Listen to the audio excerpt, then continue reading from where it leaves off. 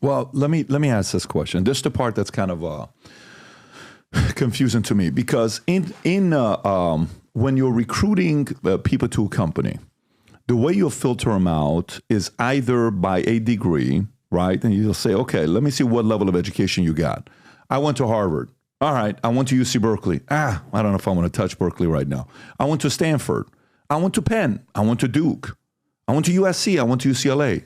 Okay, you did a 4-year program. Yeah, and I got my MBA. Where'd you get your MBA from? I got it from Michigan. I got it from, Penn.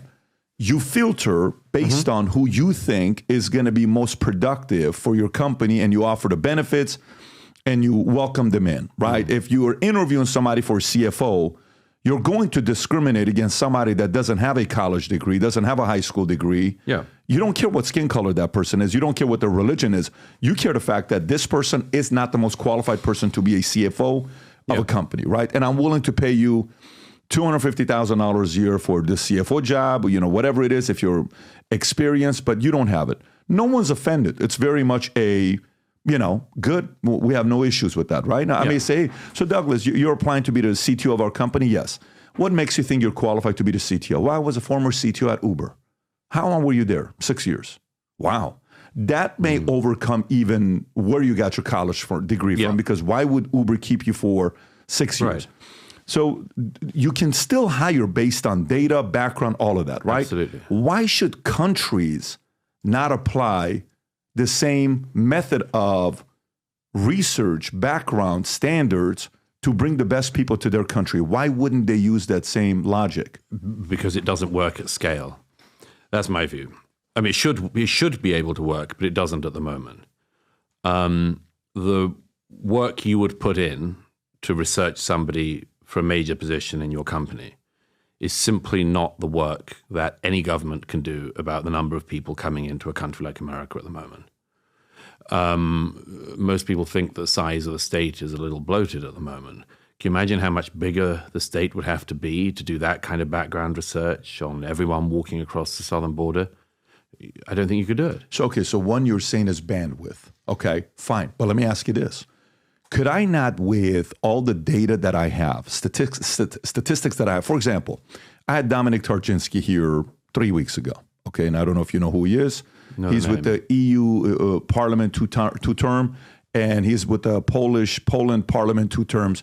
That's who he is. Maybe you recognize the face. Yeah, of course. He's in Law and Justice. Yes, he is. Yeah. And we sat there, we spoke. He's from Poland. And he comes in, and he's the guy that once he was being interviewed, he says, we will not let not one. Yeah, it was with Kathy Newman. Yes, it was. It was with Kathy Newman. She says, a lot of people call you a racist, right? They call you a racist for X, Y, Z. Rob, I don't know if you have the clip. If the audience doesn't know which one it is, I'm sure you know which one it is. He says, I'm not going to let not one person in. Not one person can come in here, right? Okay, great. And he's sitting here. I said, so tell me statistics about Poland. And he says, lowest unemployment rate out of all the EU countries, 27. Lowest in crime, lowest in rape, and lowest Muslim population, okay, out of everybody. And this is the clip, if you want to play it so the audience can know which one we're talking about. Go ahead, Rob. How many refugees has Poland taken? 0. And you're proud of that? If you are asking me about Muslims illegal immigration, none. Not even one will come to Poland. Not even one if it's illegal. We took over 2 million Ukrainians who are working, who are peaceful in Poland. We will not receive even one Muslim because this is what we promised. But I asked not about illegal immigrants. I asked about refugees. And Jean-Claude Juncker, the Commission President, says that you're racist. You sound proud of the fact that you haven't taken any refugees. Of course, because this is what our people are expecting from our government. That's number one. This is why our government was elected. But this is why Poland is so safe. This is the reason why we had not even one terrorist attack. Look at the streets in Poland. And we can be called populists, nationalists, racists. I don't care. I care about my family and about my country. So you watch that, right? So a country can say statistically, from what region gives me the least amount of crime? Yeah. Any country can pull up data and say, okay, Muslims that come from XYZ country, They're civil, they're great, we'll welcome them. Muslims that come from here, no. Our most crime comes from here. Christians from this place, Jews from this place, this from this place, Buddhists from this place. It's not hard to pull up data and say, this is what we're willing to receive. Well, it actually is hard to pull up data because nobody collects that data. If I was to pull up right now... You're not allowed to collect that data in most countries. Why? In the U.S. we can. You're saying in Europe, most countries you cannot? Most countries you're not allowed Why to collect is that considered what? Like discrimination? The facts would be what Kathy Newman would call racist. I mean, for instance, I was in Poland probably last about 18 months ago, and they've had a huge influx, of course, of Ukrainians. Ukrainian women, primarily, since the beginning of the war. Now, I can't remember how many it is. It's more than 1 million, 2 million, I think. That's a lot of people for a relatively small country, well, relatively small by American standards, country like Poland to deal with. How is it not led to, I don't know, suicide bombings, outbreaks of rapes, and so on and so forth? Because Ukraine to Poland is not that big of a leap in cultural terms. And the Polish are, relatively happy to welcome in their neighbors in this distress because they are their neighbors and the Poles know that this could happen to them. And they'd hope that if this happened to them, their neighbors would help them. That's quite different to, say, Sweden taking in large numbers of people from Somalia. Because we know that, Somalia, which has had terrible, terrible civil wars and violence for many years now, and this is not the fault of the people in that benighted country, but it's inevitable that if a large number of people from Somalia, particularly young men, land in your country, they will bring a certain level of violence, which the Ukrainian women moving into Poland will not bring. Now, that's common sense, but it's also difficult. And the desire, as Kathy Newman shows there, to simply say, well, that's racist, or the facts are racist, is overwhelming. And at the moment, that still works in terms of shutting down any of this discussion. I always say there are only three things with immigration that really matter: speed, numbers, and identity. Speed, numbers, and identity. You can integrate large numbers of people relatively fast if the identity is pretty close. You can integrate a small number of people with a very different identity if it's a small number and the speed is slow. If you do fast, large numbers with a very different identity, you've not got a hope of integrating. You've just not got a hope. Why would they? They can live in communities with other people who are like them, and they don't need to be part of your society. And if you have no punishment, as it were, for not integrating, then there's no incentive.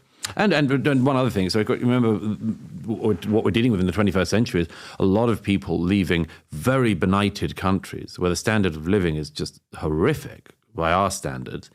When they come into societies like this one, Western societies in general, particularly with the welfare state, you can have a much better standard of living than you could dream of in the country you've come from. We don't know what to do about that. We just don't know what to do about it. America in particular, but Western Europe as well, is too attractive. Of course it's too attractive. But that doesn't mean she's for everyone, right? A woman can be too attractive, but that doesn't mean she needs to have 50 husbands. You know what I'm saying? This is true. A building can be too attractive, but, only one family gets to buy it and live in it. Sure. So we can do that part and allow certain people to come in. But again, the background goes to finding a way to identify a pattern of what produces, kind of like back in the days. You know how they used to say, kids who used to come to college in the U.S. in the 80s or the 90s, they would stay. Mm-hmm. Then it flipped. They used to come to college, and then go back home. Why are they leaving? After we educated them with our system, why are we letting these guys go? Let's find a way to keep them here, right? So retention went down. Well, who do we want to keep? If we just educated you, why are we giving you back to your country? If the person has paid their way in it, then you can argue that a lot of the university education system in the West is a sort of money-making scheme. There are a lot of universities that just make money from foreign students, charge them absolute top whack, and they don't care. So how do you solve this? How do you solve this? in Europe, you're saying you can't get the data, right? When I'm looking at some of the numbers, Rob, if you want to pull up like, even with Tommy Robinson, he's talking about what's going on in UK, walking around, getting into fights left and right. I typed in Europe's largest Muslim population, Pew Research, okay?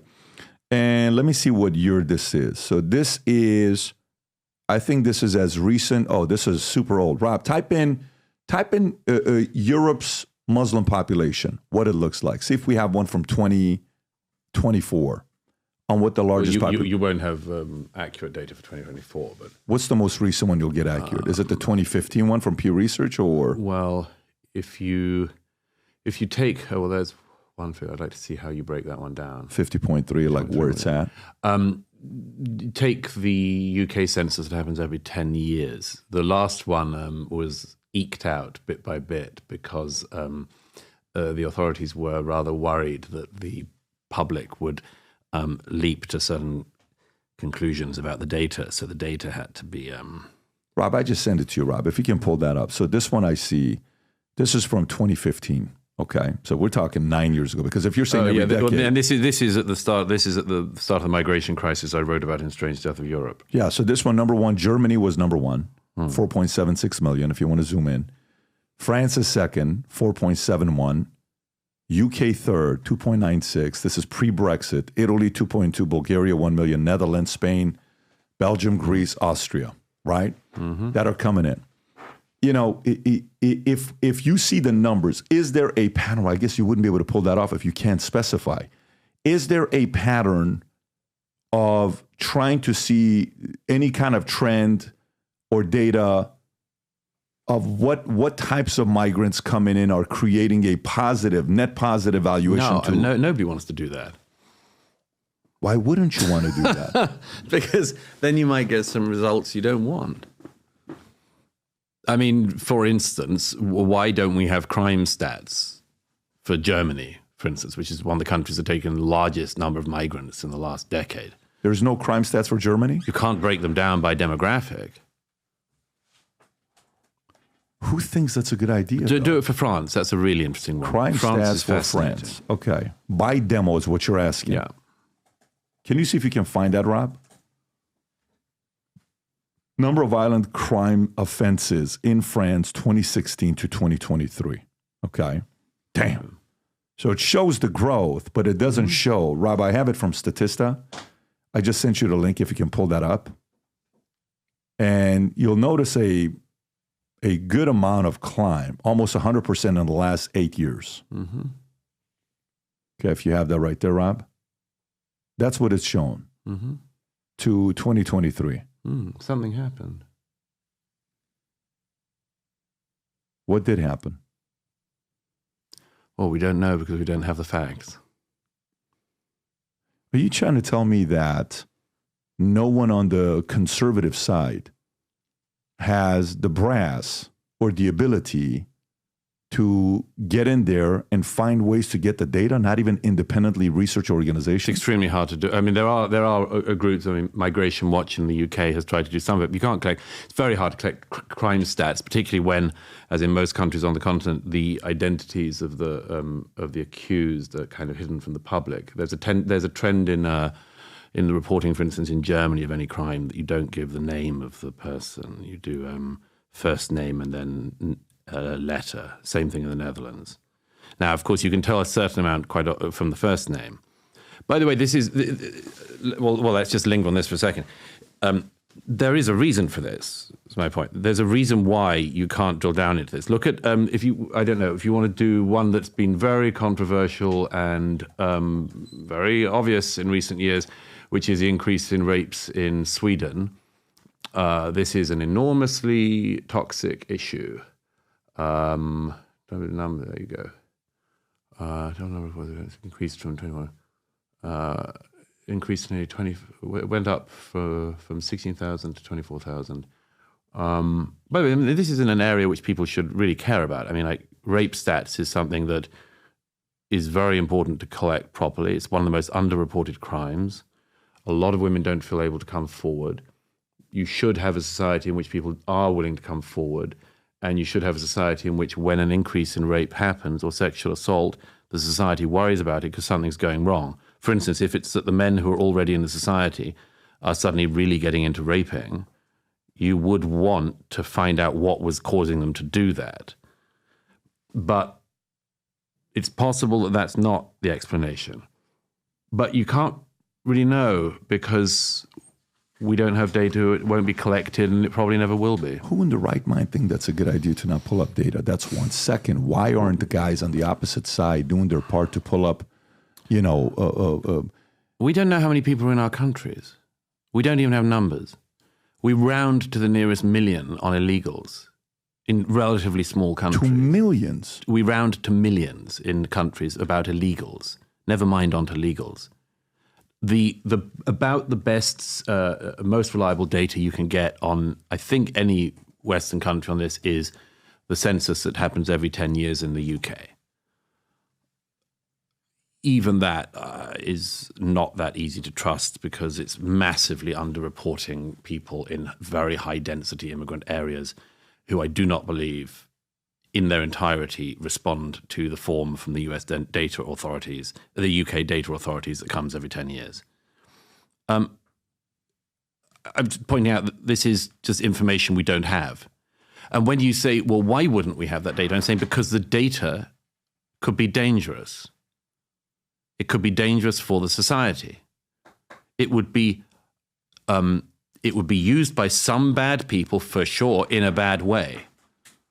There would definitely be bigots and racists and pot stirrers who would, as with all dangerous things, pick it up and run with it. You might also say it's the right of the public to know. But my view is that for a long time, the view has been the public can't be trusted with the facts, so don't give them the facts. Public cannot be trusted with the facts if they don't give them the facts? The public cannot be trusted with the facts, so don't give them the facts. Why? If you give it to them, what do they do with it? They make the counter-argument, they kind of expose the lie. We don't know. They could do anything. I mean, I made this point after the recent riots in Britain. I said, when you have mass legal and illegal migration at this speed and at this rate and with people from such a different identity, one of the things you do is that you move what was a very high trust society into a very low trust society. Okay. And that can happen from stats like this, or it can simply happen on who do you give a pound to when they're begging on the streets. So if I look at this here, number of illegal crossings between border crossings, this is the one I just sent, in the EU from 2009 to 2022. Mm-hmm. You'll see that. Mm-hmm. Where the 1.8 million in 2015. Yeah. By the way, which was vastly undercounted. In 2015, I was touring around all the places that the migrants were coming in, and the camps and refugee camps in southern Europe, and the Greek islands and the Italian islands, south of Italy, and so on. I followed all this firsthand. And I saw it all. I saw the boats all coming in, and the authorities greeted the boats and helped them in. And it was there was partly a humanitarian catastrophe, of course, coming from the Syrian civil war. But the beginning, it was we should allow in Syrian refugees, which there's an argument for sure. But very soon, as I saw with my own eyes, people were coming from all over Africa, the Middle East, the Far East. I met people who were from Asia, who were from relatively well-off backgrounds, but they saw that the borders were open, and so they came. And of course, they're still in Europe. None of them have been removed. Listen, we get a lot of messages that, hey, how do you guys get your stories? Everything you've been doing. Eventually, I decided to invest a lot of money into it, hired 15 machine learning guys to make a new site available to you guys. We wanted to build it for us, but we're making it public to everybody. It's a freemium. Then there's two different paid aspects to it called vtnews.ai. I'm going to play a commercial for you. This is the first time you're seeing a commercial to understand what this is all about. This is an aggregated site where you need to only visit one news site that feeds everything in from others. No bias. We're not writing the articles. Other people are writing it, and you get to read the article and say, this is a left source, this is a right source, this is center. Rob, play this clip. Go for it. There are currently 8.2 billion people on Earth. 6.9 billion use their smartphones to read an astonishing 2 million news articles every day. Before you read another news article, it's important to understand how news outlets make money. Change, conflict, Controversy. In other words, the angrier you get, the more money they make. So how do you get your peace of mind back when every outlet has their own motive? The media leaving out the full context of what Trump was saying, instead pumping out these types of headlines. Left-leaning, right-leaning. Who can you trust? Introducing VTnews.ai, an innovative news source that uses AI and machine learning to deliver a more human understanding of what's going on. There's more than one side to every story. Who's covering it? What are their agendas? Why is one side reporting a story when the other side is ignoring it? VT News shows them all.